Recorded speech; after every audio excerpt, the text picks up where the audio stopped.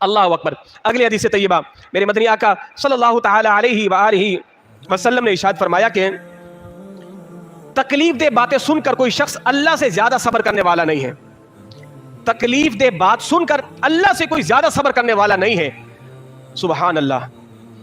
اللہ سے بڑا کوئی غیور بھی نہیں ہے اور اللہ سے بڑا کوئی صبور بھی نہیں ہے.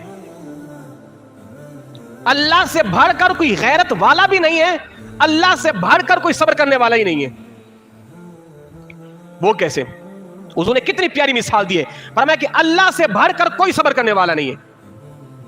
اس لیے کہ تم اللہ کے لیے اولاد مانتے ہو, تم اللہ کو گالی دیتے ہو, مگر وہ کتنا صبر کرنے والا ہے, اس کے باوجود بھی تمہیں کھلاتا بھی ہے پلاتا بھی ہے. کیسے دیتے ہو کہ تم میرے مد مقابل ان بتوں کو میرا شریک بناتے ہو, مجھے تکلیف دے رہے ہو.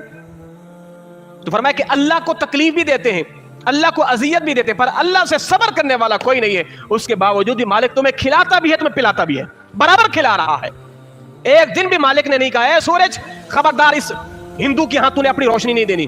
ہوا کو کہا کہ اس کی گھر کے اوپر سے گزر جا, ایک رتی بھی تیری ہوا اس کے گھر میں, مگر برابر نعمتیں دے رہا ہے. تو اللہ سے بڑھ کر کوئی صبر کرنے والا ہے؟ اللہ اکبر.